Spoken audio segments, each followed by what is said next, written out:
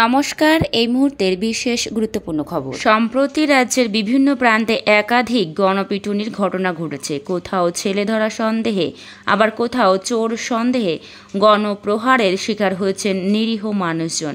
তাতে বেশ কয়েকজনের মৃত্যুও হয়েছে। এই ধরনের ঘটনা রুখতে এবার আরও কঠোর পদক্ষেপ নিতে চলেছে রাজ্য সরকার।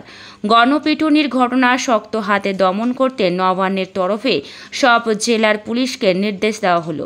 একই সঙ্গে ক্ষতিগ্রস্ত পরিবারকে আর্থিক সাহায্য দেওয়ার পাশাপাশি পরিবারের এক সদস্যকে চাকরি দেওয়া হবে বলে মঙ্গলবার নবান্ন থেকে ঘোষণা করা হয়। নবান্নে এদিন সাংবাদিক বৈঠক করেন মুখ্যমন্ত্রীর মুখ্য উপদেষ্টা আলাপন বন্দ্যোপাধ্যায় এবং রাজ্য পুলিশের এডিসি মনোজ বর্মা।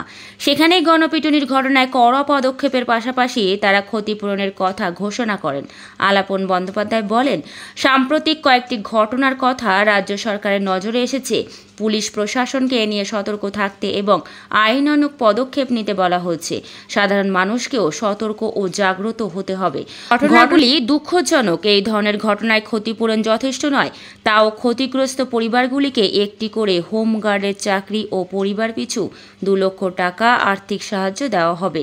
গণপিটুনির ঘটনার পরিপ্রেক্ষিতে মনোজ বর্মা বলেন, যদি কেউ আইন ভাঙে তাহলে তাদের বিরুদ্ধে আইন অনুযায়ী কড়া পদক্ষেপ নেওয়ার জন্য রাজ্যের সমস্ত পুলিশ সুপার এবং পুলিশ কমিশনারদের নির্দেশ দেওয়া হয়েছে। উল্লেখ্য, এই ধরনের ঘটনা রুখতে এর আগে 2019 সালে গাইডলাইন তৈরি হয়েছিল। সেই গাইডলাইন পুনরায় সমস্ত জেলার পুলিশ সুপার এবং পুলিশ কমিশনারদের কাছে পাঠানো হয়েছে বলে তিনি জানিয়েছেন।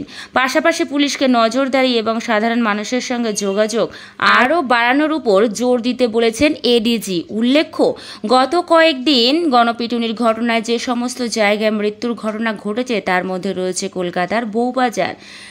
সেখানকার উদয়ন হস্টেলে মোবাইল চোর সন্দেহে এক যুবককে পিটিয়ে খুন করার অভিযোগ ওঠে। এছাড়াও ঝাড়গ্রাম, কালনা, গাইঘাটায় গণপিটুনিতে মৃত্যুর ঘটনা ঘটেছে। এর পাশাপাশি আরও একাধিক ঘটনায় বহু মানুষ আহত হয়েছেন। ইতিমধ্যেই এই সমস্ত ঘটনায় অভিযুক্তদের চিহ্নিত করে ধরপাকড় চালিয়েছে পুলিশ।